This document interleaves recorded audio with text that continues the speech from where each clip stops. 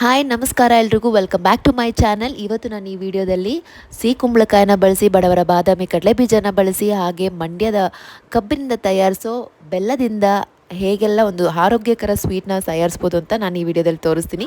First part ಏನು ಅಂತಂದರೆ, ನೀವು ಎಲ್ಲ ಸಿಹಿ ಕುಂಬಳಕಾಯಿನ ಈ ಥರ ಕ್ಯೂಬ್ಸ್ ಥರ ಕಟ್ ಮಾಡಿ ಇಟ್ಕೊಂಡು ಸ್ಟೀಮಲ್ಲಿ ಬೇಯಿಸ್ಕೋಬೇಕು.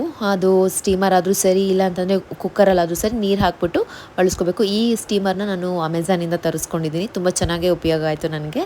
ಅದರಲ್ಲಿ ನೀರು ಹಾಕ್ಬಿಟ್ಟು ಕ್ಯೂಬ್ಸ್ ಥರ ಕಟ್ ಮಾಡ್ಕೊಂಡಿರೋ ಕುಂಬಳಕಾಯಿನ ಸ್ಟೀಮಲ್ಲಿ ಬೇಯಿಸ್ಕೋಬೇಕು. ಈ ಕುಂಬಳಕಾಯಲ್ಲಿ ಡಯಟ್ರಿ ಮತ್ತು ಫೈಬರ್ ಕಂಟೆಂಟ್ ಇರೋದ್ರಿಂದ ನಮಗೆ ಹೊಟ್ಟೆಗೆ ಸಂಬಂಧಿಸಿದಂಥ ಕಾಯಿಲೆಗಳು ಮತ್ತು ಹೃದಯಕ್ಕೆ ಸಂಬಂಧಿಸಿದ ಕಾಯಿಲೆಗಳು ಎಷ್ಟು ದೂರ ಆಗತ್ತಂತೆ. ಹಾಗೆ ಅಸಿಡಿಟಿ ಇರ್ಬೋದು, ಹೊಟ್ಟೆ ಉರಿ ಇರ್ಬೋದು, ಅದನ್ನೆಲ್ಲನೂ ದೂರ ಮಾಡುತ್ತೆ. ಹಾಗೆ ಕುಂಬಳಕಾಯಲ್ಲಿ ವಿಟಮಿನ್ ಸಿ ಇರೋ ಕಾರಣ ಅದು ಡಯಾಬಿಟಿಸ್ ಪೇಷಂಟ್ಸ್ಗೆ ತುಂಬಾ ಒಳ್ಳೆಯದು. ಅದು ಇನ್ಸುಲಿನ್ಗೆ ಸಮವಾಗಿ ವರ್ಕ್ ಮಾಡುತ್ತೆ. ಸೊ ಹಾಗಾಗಿ ವಾರಕ್ಕೆ 3 ಸರಿ ಡಯಾಬಿಟಿಸ್ ಪೇಷಂಟ್ಸ್ ತೊಗೊಂಡ್ರೆ ತುಂಬಾ ಒಳ್ಳೆಯದು. ಹಾಗೆ ಕುಂಬಳಕಾಯಿ ತಿನ್ನೋದ್ರಿಂದ ಮೆಮೊರಿ ಪವರ್ ಜಾಸ್ತಿ ಆಗುತ್ತೆ, ಎಸ್ಪೆಷಲಿ ಮಕ್ಕಳಿಗೆ ತುಂಬಾ ಒಳ್ಳೆಯದು. ಹೀಗೆ ಇದನ್ನು ಮೃದುವಾಗಿ ಬೇಯಿಸ್ಕೊಂಡು ಪಕ್ಕಕ್ಕೆ ಎತ್ತಿಟ್ಕೋಬೇಕು. ಹಾಗೆ ಈಗ ನೆಕ್ಸ್ಟ್ ಕಮಿಂಗ್ ಫಾರ್ ಬಡವರ ಬಾದಾಮಿ ಕಡಲೆ ಬೀಜನ ಚೆನ್ನಾಗಿ ಫ್ರೈ ಮಾಡಿಕೊಂಡು ಸಿಪ್ಪೆ ತೆಗೆದಿಟ್ಕೋಬೇಕು. ಈ ಶೇಂಗಾ ಬೀಜದಲ್ಲಿ ಎಣ್ಣೆ ಅಂಶ ಇರೋದ್ರಿಂದ ನಾವು ಅದನ್ನು ಸೇವಿಸಿದ್ರೆ ನಮ್ಮ ರಕ್ತ ಸಂಚಾರ ಈಸಿಯಾಗಿ ಆಗುತ್ತಂತೆ. ಹಾಗಾಗಿ ಆ ಹಿಂದಿನ ಕಾಲದಲ್ಲೆಲ್ಲರೂ ಒಂದು ಇಡೀ ಶೇಂಗಾ ಬೀಜದ ಜೊತೆ ಬೆಲ್ಲ ತಿನ್ನೋರು. ಬೆಲ್ಲ ಬಂದ್ಬಿಟ್ಟು ಇನ್ಸ್ಟೆಂಟ್ ನಿಮಗೆ ಒಂದು ಎನರ್ಜಿ ಬೂಸ್ಟರ್ ಅನ್ಬೋದು.